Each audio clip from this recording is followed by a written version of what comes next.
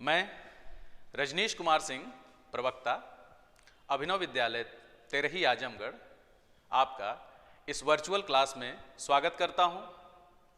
और आज हम लोग कक्षा 12 के भूगोल विषय की पाठ्य पुस्तक मानव भूगोल के मूल सिद्धांत से अध्याय प्राथमिक क्रिया का अध्ययन प्रारंभ करेंगे। और इस अध्याय का विवेचन हम लोग 3 भागों में करेंगे, यानी इस प्रसारण के 3 हिस्से होंगे, भाग 1, भाग 2 और भाग 3। तो यह प्रथम भाग है। आइए इसका प्रसारण देखते हैं। तो इस पूरे पाठ में हम क्या क्या पढ़ने की कोशिश करेंगे या समझने की कोशिश करेंगे, वो ये है कि हम ये जानने की कोशिश करेंगे कि आर्थिक क्रियाएं क्या होती हैं और ये कितने प्रकार की होती हैं। प्राथमिक आर्थिक क्रियाओं पर ही हमारा यह पाठ का शीर्षक है, तो हमारा पूरा अध्ययन प्राथमिक आर्थिक क्रियाओं के बारे में होगा, उन्हीं पे केंद्रित रहेगा। और जो कुछ प्रमुख प्राथमिक आर्थिक क्रियाएं हैं, जैसे आखेट और भोजन संग्रह, पशुचारण, खनन और कृषि, इन पे हम विस्तृत अध्ययन करेंगे। कृषि का अध्ययन जब हम करेंगे तो कृषि को थोड़ा विस्तार से देखेंगे और कृषि के ये कुछ प्रचलित प्रकार हैं, इनका अध्ययन विस्तार से करेंगे और आगे बढ़ते हैं इसको लेकर के। खास तौर पे चूंकि हमने बताया कि इस पूरे पाठ को 3 भागों में बांटा गया है, तो इस भाग में हम क्या पढ़ेंगे? इस भाग में हम पढ़ेंगे कि आर्थिक क्रियाएं कौन कौन सी हैं और कितने प्रकार की होती हैं। प्राथमिक आर्थिक क्रियाओं पर जब अध्ययन हम अपना केंद्रित करेंगे तो इस भाग में हमको पढ़ना है आखेट एवं भोजन संग्रह के बारे में, पशुचारण के बारे में और खनन के बारे में। देखिए, आर्थिक क्रियाएं क्या होती हैं? तो आर्थिक क्रियाएं वो समस्त क्रियाएं जो मनुष्य की आय अर्जक क्रियाएं होती हैं। मनुष्य तरह तरह की क्रियाओं में संलग्न होता है, एक क्रियाशील प्राणी होने के नाते। तो ऐसी सारी क्रियाएं जिनसे वह आय अर्जित करता है, या उन सारी क्रियाओं को जिनका कोई आर्थिक मूल्य होता है, जिनको हम आर्थिक चरों में माप सकते हो, आर्थिक क्रियाएं कहलाती हैं। अब किसी बच्चे को दुलारना कम से कम आर्थिक क्रिया नहीं है, क्योंकि उसका कोई मूल्य आप नहीं निकाल सकते हैं। हाँ, लेकिन लकड़ी काट करके बाजार में बेचने से उसको मूल्य जरूर प्राप्त होता है, इसलिए लकड़ी काट के बाजार में बेचना एक आर्थिक क्रिया है। तो आर्थिक क्रियाएं कितने प्रकार की होती हैं? आर्थिक क्रियाएं मुख्यतः 4 वर्गों में बांटी जाती हैं। प्राथमिक आर्थिक क्रिया, द्वितीयक आर्थिक क्रिया, तृतीयक आर्थिक क्रिया और चतुर्थक आर्थिक क्रिया।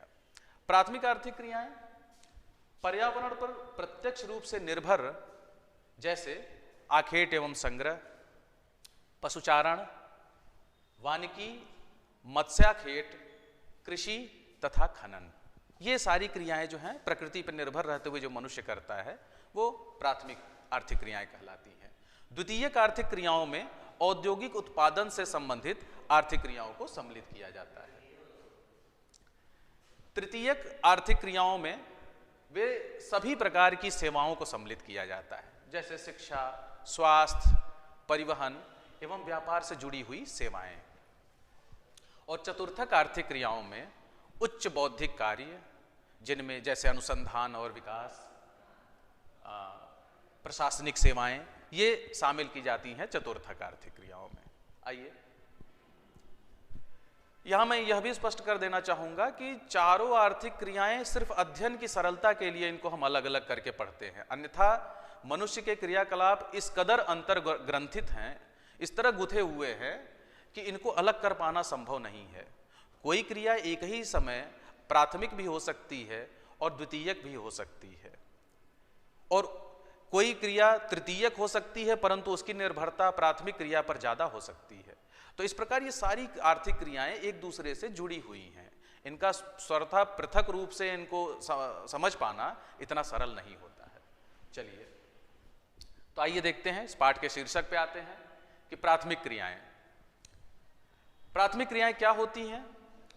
मनुष्य की वो सारी आर्थिक क्रियाएं जो पृथ्वी के संसाधनों, जैसे भूमि, जल, वनस्पति, खनिज उपयोग, खाद्य सामग्री एवं भवन निर्माण सामग्री के उपयोग के विषय में बतलाती हैं। यानी प्रकृति से प्राप्त जो संसाधन हैं, उनका मनुष्य जब प्रत्यक्ष रूप से प्रयोग करता है और उनका जिन जिन रूपों में प्रयोग करता है उनका अध्ययन जब हम करते हैं तो वो प्राथमिक क्रिया का अध्ययन कहलाता है। इसके अंतर्गत कौन कौन सी आर्थिक क्रियाओं को सम्मिलित किया जाता है?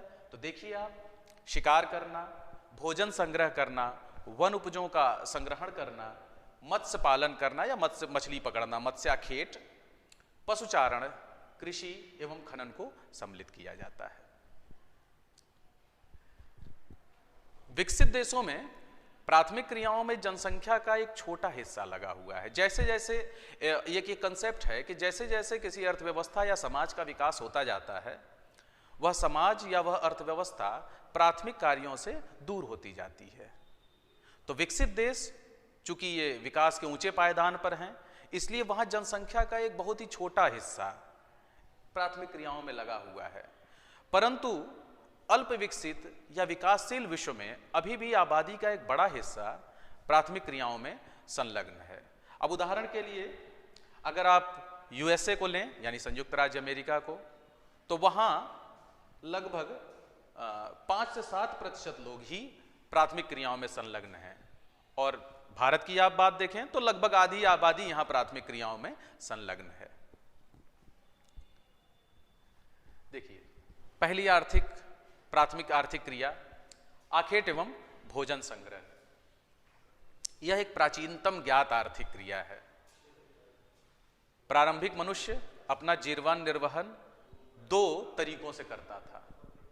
एक तो वो पशुओं का शिकार करता था भोजन के लिए, और या तो वन उपजों का संग्रह आदि करता था। प्रकृति से जो कुछ भी संग्रह योग्य मिल जाता था उसको संग्रहित कर लेता था और जानवरों का शिकार कर लेता था। उससे वो अपनी क्षुधा तृप्ति करता था और उसका जीवन आगे बढ़ता था। इसके बाद लगभग 12,000 वर्ष पूर्व तक मनुष्य इसी रूप में रहा है, आखेटक और भोजन संग्राहक। और ऐसा नहीं है कि उसके बाद यह परंपरा विलुप्त हो गई, लेकिन उसके बाद क्या हुआ, नवपाषाण काल के प्रारंभ में कृषि नामक एक प्रमुख आर्थिक क्रिया आ गई, जिसने इस प्रकार की जो प्रमुखता प्राप्त प्राथमिक क्रिया थी इसको थोड़ा इसका महत्व कम कर दिया और मनुष्य अब कृषि की ओर संलग्न उन्मुख हो गया। तो इस प्रकार की आर्थिक क्रिया या प्राथमिक क्रिया अभी भी कुछ आदिम मानव समुदायों में की जाती है। तटीय क्षेत्रों में आज भी मछली पकड़ने का व्यवसाय किया जाता है। तटवर्ती प्रदेशों में रहने वाली जनजातियां हैं, वो आज भी मछली पकड़ करके अपना जीवन यापन करती हैं। उसी तरह से अत्यधिक शीत प्रदेश में या अत्यधिक ठंडे प्रदेश में या अत्यधिक गर्म प्रदेश में, यानी टुंड्रा प्रदेशों में या सब सहारा के रेगिस्तानों की बात हम कर सकते हैं, तो इन दोनों कठोर जलवायु वाले क्षेत्रों में आज भी यह प्राथमिक क्रिया की जाती है आदिम समुदायों द्वारा। और यहाँ के जो आदिम समुदाय हैं अपने भोजन के लिए, वस्त्र के लिए या अपने आश्रय की जरूरतों को पूरा करने के लिए आज भी घुमक्कड़ी जीवन बिताते हैं। वह पशुओं के खोज में लंबी लंबी यात्राएं करते हैं या वनस्पतियों से संग्रह करने के लिए भी दर दर भटकते रहते हैं, एक क्षेत्र से दूसरे क्षेत्र की ओर जाते रहते हैं। तो इनका जीवन कुल मिला जुला के यायावर होता है। तो भोजन संग्रह और आखेट की क्रिया, जैसा कि मैंने बताया, प्राचीन काल से ही चल रही है और आज के भी आधुनिक समय में भी कुछ आदिम मानव समुदायों द्वारा की जा रही है। लेकिन इसका स्वरूप बदला है। स्वरूप कैसे बदला है कि पहले के जो आखेटक और संग्राहक थे वो लकड़ी या पत्थर से बने हुए उपकरणों या औजारों से अपनी इस क्रिया को संपन्न करते थे। तो इस तरह क्या होता था कि प्रकृति के संसाधनों का दोहन सीमित होता था, प्रकृति के ऊपर बोझ कम पड़ता था, प्रकृति उसकी भरपाई कर लेती थी अपनी प्राकृतिक क्षमता से। लेकिन आधुनिक काल में क्या दिक्कत हो गया है कि आधुनिक काल में हमारे उपकरण, हमारे संसाधन और ज़्यादा परिष्कृत हो गए हैं और आज जो यह क्रिया की जाती है यह पर्यावरण के लिए अनुकूल नहीं रह गई है। पारिस्थितिकी तंत्र खतरे में पड़ रहा है और इस प्रकार की आर्थिक क्रिया के लिए बहुत कम ज्ञान और बहुत कम तकनीकी ज्ञान की भी जरूरत नहीं होती थी और बहुत कम पूंजी की भी आवश्यकता होती थी। शायद यही वजह है कि प्राचीन आज भी आदिम समुदाय जो है इसको करने में सफल हो पाते हैं। इसमें चूंकि बहुत ही निम्न स्तरीय ज्ञान और पूंजी की जरूरत होती है, इसलिए भोजन का भी अतिशेष नहीं रहता है। जो कुछ भी वो प्राप्त करते हैं, जो कुछ भी वो अर्जित करते हैं, उसका उपभोग कर जाते हैं। भोजन संग्रह का कार्य विश्व के दो भागों में किया जाता है। उच्च अक्षांश वाले क्षेत्र जिसमें उत्तरी कनाडा, उत्तरी यूरेशिया एवं दक्षिणी चिली सम्मिलित हैं। निम्न अक्षांश वाला क्षेत्र जिसमें अमेजन बेसिन, उष्णकटिबंधीय अफ्रीका यानी कांगो बेसिन, ऑस्ट्रेलिया एवं दक्षिणी पूर्वी एशिया, यानी या तो उच्च अक्षांशों में यह क्रिया की जाती है या तो निम्न अक्षांशों में की जाती है, अत्यधिक शीत और अत्यधिक उष्ण जलवायु वाले क्षेत्रों में। औद्योगिकरण तथा नगरीकरण के कारण जैसे जैसे इनके आवास और इनके अधीन रहने वाला क्षेत्र इन समुदायों के सिकुड़ा है और इनकी भूमि भी सिकुड़ी है और इनके अवसर भी कम हुए हैं। देखिए भोजन संग्रह का क्षेत्र ये उच्च अक्षांश वाला क्षेत्र है जिसमें यूरेशिया सम्मिलित है, ऊपर उत्तरी कनाडा सम्मिलित है, और निम्न अक्षांश वाले क्षेत्र में आप देख सकते हैं दक्षिण अमेरिका का अमेजन बेसिन या अफ्रीका का कांगो बेसिन, दक्षिणी पूर्वी एशिया, तिमोर। तो ये कुल मिला जुला के या तो बहुत शीत प्रदेश में है या तो उष्ण प्रदेश में है। और आज के समय में भोजन संग्रह और आखेट की क्रिया का व्यापारीकरण भी देखा जा रहा है। अब जो आदिम मानव समुदाय हैं उन्होंने अपनी रणनीति थोड़ी बदलने की कोशिश की है। अब वो उसी किस्म की उपज का संग्रहण करना चाहते हैं जिसका व्यापारिक मूल्य हो। उन्होंने जैसे पौधों के अलग अलग हिस्सों को उनकी व्यापारिक महत्व के हिसाब से एकत्रित करना प्रारंभ कर दिया है। जैसे छाल का उपयोग कुनैन बनाने के लिए, चमड़ा तैयार करने के लिए या कार्क बनाने के लिए वो करने लगे हैं। पत्तियों का उपयोग पेय पदार्थ, दवाइयाँ, कांतिवर्धक लेप इत्यादि बनाने के लिए, रेशों से कपड़े बनाए जा रहे हैं, और फल से खाद्य और बीज से तेल, तने से रबड़, गोंद या राल बनाने के लिए वो इस प्रकार की उपजों का संग्रह करते हैं जिसमें पौधे के अलग अलग हिस्सों का अलग अलग व्यापारिक मूल्य हो। लेकिन फिर भी आधुनिक व्यापारिक प्रणाली से ये स्पर्धा करने में सक्षम नहीं है। आइए दूसरी प्राथमिक क्रिया पर आगे बढ़ते हैं, और जो द्वितीय प्राथमिक क्रिया है वो है पशुचारण। पशुओं को चराना शाब्दिक अर्थ हुआ, यानी पशुओं को चराने की जब क्रिया की जाती है तो वो पशुचारण है। पशुचारण का अध्ययन यहां विशिष्ट रूप में इसलिए किया जा रहा है क्योंकि यह पशुचारण ये जीवन यापन का एक प्रमुख तरीका भी है। आइए देखिए, और मनुष्य आदिकाल से ही अपनी सभ्यता के उषा काल से ही पशुओं को अपने साथ रखता आया है। आपको पता भी है कि पहला पशु कुत्ता था, पहला जानवर जिसको मनुष्य ने पालतू बनाया वो कुत्ता था। बाद में मवेशियों को धीरे धीरे करके पालतूकरण उनका किया गया, और ये मानव की विकास यात्रा के सहयात्री रहे हैं, सहचर रहे हैं। तो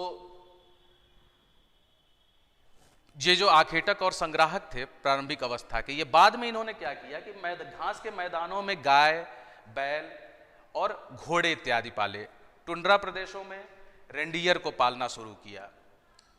उष्ण मरुस्थलों में इन्होंने ऊंट, भेड़ और बकरियों को पाला। एंडीज में लामा को पाला, और तिब्बत जैसे प्रदेशों में इन्होंने याक को पाला। और ये जानवर ही इनके लिए दूध, मांस, ऊन तथा खालों के प्रमुख स्रोत थे। यानी मनुष्य पहले आखेटक था, बाद में पशुपालक बन गया। उन्हीं पशुओं को वो पालने लगा जिनका पहले वो आखेट किया करता था। उसको लगा इनकी आखेट के चक्कर में इनके पीछे लंबी यात्राएं करने, भाग दौड़ करने से बेहतर है कि उनको हम पाल लें और उनके तरह तरह के जो विविध उपयोग है, उनसे जो प्राप्त हो सकते हैं हमारे संसाधन, उनको अर्जित किया जाए। तो संसार के उष्ण और उपोष्ण घास के मैदानों में यह आज भी एक प्रमुख व्यवसाय है। यह क्रिया भी दो रूपों में की जाती है। पहला रूप है इसका चलवासी पशुचारण। जैसा कि शब्द से ही स्पष्ट है, चलवासी, एक स्थान, उनका आवास जो है चलायमान होता है। तो ये मानव समुदाय अपने पशुओं के साथ पानी और चारागाह की उपलब्धता और गुणवत्ता के अनुसार एक स्थान से दूसरे स्थान को स्थानांतरित होते रहते हैं, इसीलिए इन्हें चलवासी कहा जाता है। और एक चीज और होती है कि प्रत्येक चरवाहा समुदाय का अपना सुस्पष्ट परिभाषित क्षेत्र होता है, यानी भरसक ये चरवाहा समूह एक दूसरे की सीमाओं का अतिक्रमण नहीं करते हैं और अपनी सीमाओं के भीतर ही पशुओं को चराते हैं। चलवासी पशुचारण के तीन प्रमुख क्षेत्र हैं। आप देख सकते हैं, उत्तरी अफ्रीका के अटलांटिक तट से अरब प्रायद्वीप होता हुआ मंगोलिया और मध्य चीन तक का पूरा क्षेत्र। यह दूसरा, यूरोप तथा एशिया का टुंड्रा, ये शीत प्रदेश, यूरोप और एशिया का टुंड्रा प्रदेश, और दक्षिणी पश्चिमी अफ्रीका तथा मेडागास्कर। तो ये 3 प्रमुख क्षेत्र हैं जहां आज भी चलवासी पशुचारण की क्रिया की जाती है। ये जो जिन क्षेत्रों की अभी हमने चर्चा की, ये सब कठोर जलवायु वाले प्रदेश हैं। और यहां पे एक अन्य चीज देखी जाती है जिसका नाम है ऋतु प्रवास। ऋतु प्रवास क्या होता है? प्रवास का मतलब होता है अपना स्थान अस्थायी रूप से बदल देना, एक स्थान से दूसरे स्थान पे चले जाना अस्थायी रूप से। ऋतु प्रवास का मतलब हुआ ऋतु के हिसाब से, यानी ऋतु के अनुसार एक स्थान से दूसरे स्थान पे चले जाना। तो ये जो चलवासी पशुचारक हैं, ये ऋतुओं के परिवर्तन के हिसाब से अपना और अपने पशुओं का झुंड लेकर के एक स्थान से दूसरे स्थान पर जाते आते रहते हैं। सर्दियों में ये पर्वतीय क्षेत्रों से उतरकर घाटियों में आ जाते हैं, और फिर जब गर्मियों की शुरुआत होती है तो घाटियों से पर्वतों की ओर चल जाते हैं। उसी तरह से टुंड्रा प्रदेश में रहने वाले पशुचारक सर्दियों में दक्षिण की ओर आ जाते हैं और गर्मियों में पुनः उत्तर की ओर गतिशील हो जाते हैं। भारत के कुछ चरवाहा समुदाय हैं, जैसे जम्मू कश्मीर में गुज्जर बकरवाल, हिमाचल प्रदेश में गद्दी और उत्तराखंड में भोटिया। और यह स्थानीय पर्यावरण के अनुकूल पारिस्थितिकी एवं सांस्कृतिक अनुकूलन का अनुपम उदाहरण है। यानी मनुष्य स्थानीय पारिस्थितिकी तंत्र या पर्यावरण और जो स्थानीय संस्कृति है उसका सम्मान करते हुए पशुचारण करता है। प्रकृति से उतना ही लेता है जितना वह प्रकृति प्रसन्नता से दे सकती हो। उन्हीं पशुओं को पालता है जो वहाँ की प्रकृति और वहाँ के पर्यावरण के हिसाब से ढले हों। तो यानी मनुष्य ने प्रकृति के साथ इस आर्थिक क्रिया के संदर्भ में बेहतरीन तालमेल बना रखा है। चलवासी पशुचारण के अधीन आने वाले क्षेत्रफल और मानव समुदायों की संख्या दोनों में कमी आ रही है। इसका इसकी दो वजहें हैं कि राजनीतिक सीमाओं का आरोपण, यानी पहले क्या था, ये मुक्त घूमते थे अपने पशुओं के साथ, झुंडों के साथ, लेकिन अब धीरे धीरे जैसे जैसे राजनीतिक सीमाएं स्पष्ट होती जा रही हैं, देश अपने भूभाग के लिए लेकर के एक तरीके से दृढ़ता दिखा रहे हैं, तो इनका आवागमन राजनीतिक सीमाओं के आरोपण के कारण बाधित हुआ है। दूसरा, सरकारों की, विभिन्न देशों की सरकारों की ये नीतियां रही हैं कि इनको स्थायी जीवन की ओर प्रेरित किया जाए। दूसरी जो पशुचारण की क्रिया है वो वाणिज्यिक पशुधन पालन की क्रिया है। इसके अंतर्गत ये चलवासी पशुचारण के सर्वथा विपरीत है। यहां भी पशुपालन किया जाता है, परंतु यह बहुत ही व्यवस्थित और पूंजी प्रधान प्राथमिक क्रिया है, इस रूप में की जाती है। स्थायी फार्म बनाए जाते हैं। वहां चलवासी था, एक स्थान से दूसरे स्थान पे आते जाते रहते थे पशुओं के झुंड के साथ, लेकिन यहाँ पे फार्म स्थायी होते हैं और उनमें वैज्ञानिक विधियों का प्रयोग करके पशुपालन किया जाता है। फार्म पर चारे की फसलें उगाई जाती हैं और उनको अलग अलग बाड़ों में बांट दिया जाता है। पशुओं को उन्हीं बाड़ों में चरने के लिए छोड़ दिया जाता है। जब एक बाड़े की फसल चर लेते हैं तो उनको फिर दूसरे बाड़े की ओर स्थानांतरित कर दिया जाता है, फिर वो दूसरे बाड़े की ओर चले जाते हैं, फिर तीसरे की ओर, और फिर पहले बाड़े में फिर से चारे उगाए जाने लगते हैं। तो इस प्रकार देखिए सब कुछ पूरा व्यवस्थित है। उनका पशुचारण, उनका चारण भी व्यवस्थित है, पूरा पशुपालन व्यवस्थित होता है। वैज्ञानिक विधियों का प्रयोग होता है, मशीनों का बहुत प्रयोग होता है और ये पूंजी प्रधान है। पशुओं का चयन भी उन्नत जीन के पशुओं को लिया जाता है और इनके प्रजनन, जन्म सुधार और बीमारियों पर नियंत्रण आदि के लिए अत्यधिक पूंजी का निवेश किया जाता है।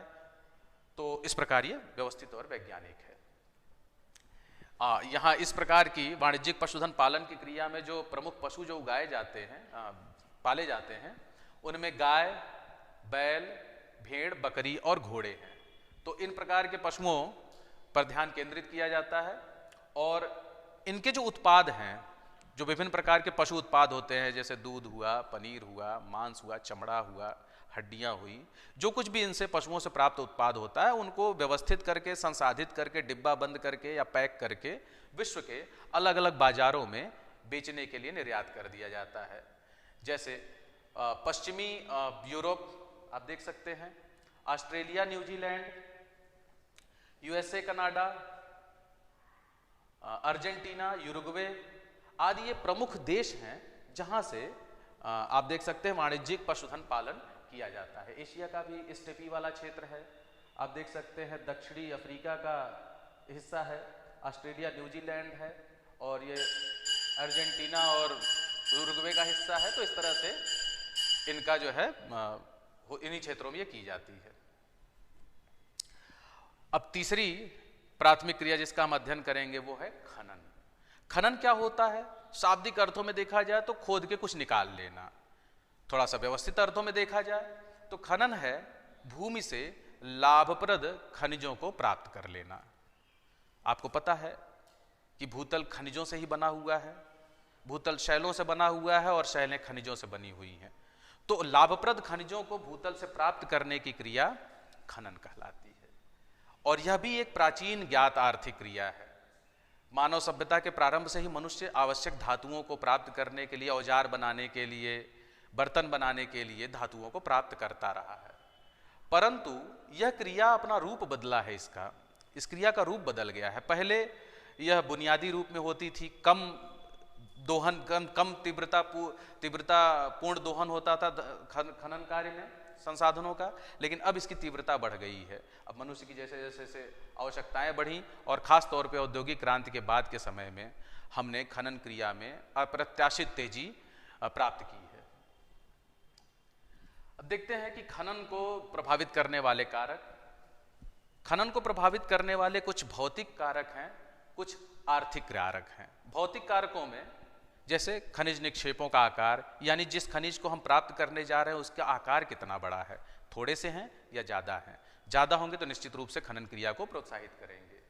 किस प्रकार की श्रेणी में उपलब्ध हैं, क्या अवसादी चट्टानों में हैं, कायांतरित शैलों में हैं या आग्नेय शैलों में हैं, तो यह निर्भर करता है उन तक मनुष्य की पहुँच और उपस्थिति कितनी मात्रा में, किस अवस्था में है, विकसित हैं या अभी अर्ध विकसित हैं, या विकास की अभी पूरी तरह से अपूर्ण या अविकसित हैं।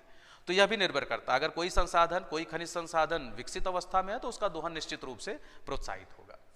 आर्थिक कारकों में देखा जाए तो खनिजों की मांग कितनी है, तकनीकी ज्ञान है कि नहीं है, और उसका उपयोग, तकनीकी ज्ञान यदि है तो उसका उपयोग करने में हम सक्षम है कि नहीं है, पूंजी उपलब्ध है कि नहीं है, क्योंकि खनन करने के लिए पूंजी की आवश्यकता पड़ती है।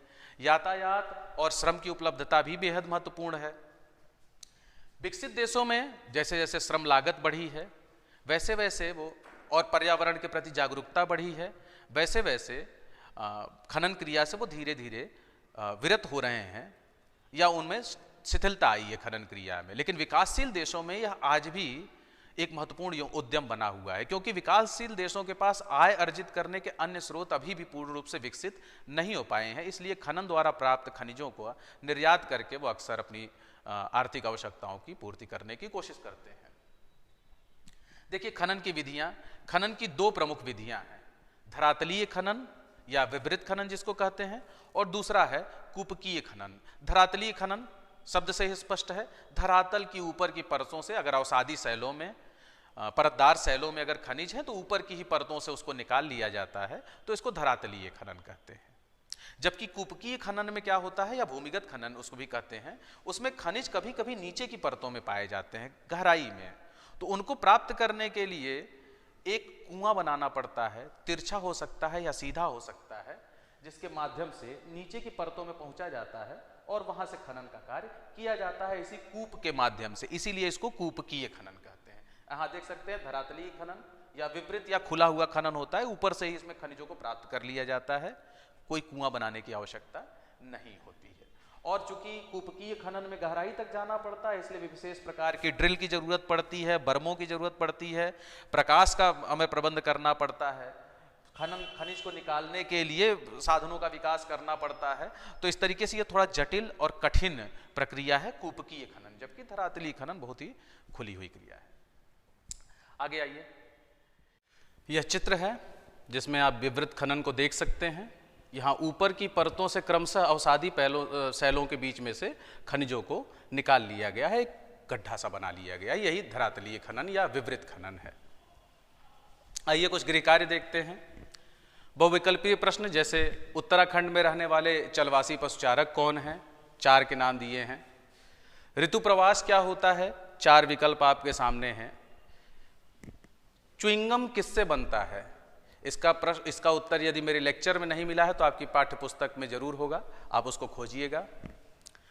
खनन की प्रमुख विधियां कौन सी हैं और आखेट एवं भोजन संग्रह की क्या विशेषता है। तो ये इन प्रश्नों का उत्तर आपको पुस्तक से मिल जाएगा या अभी लेक्चर से, मेरे प्रसारण से मिल जाएगा।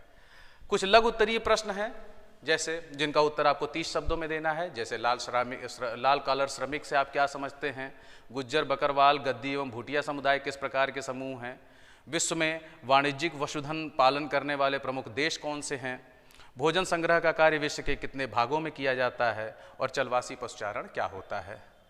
इसी तरह से आगे आप देखें तो दीर्घ उत्तरीय प्रश्न है, चलवासी पशुचारण और वाणिज्यिक पशुधन पालन में क्या अंतर है, भोजन संग्रह विश्व के किन भागों में आज भी किया जाता है, इसका आधुनिक समय में किस प्रकार व्यापारीकरण हो रहा है। और अगले भाग में अब हम देखेंगे, इसी पाठ के अगले भाग में हम देखेंगे कि कृषि क्या है और इसके प्रकार क्या है, और कुछ कृषि प्रकारों पर जैसे निर्वाहक कृषि, रोपण कृषि और विस्तृत वाणिज्यिक कृषि पर ध्यान देंगे। धन्यवाद।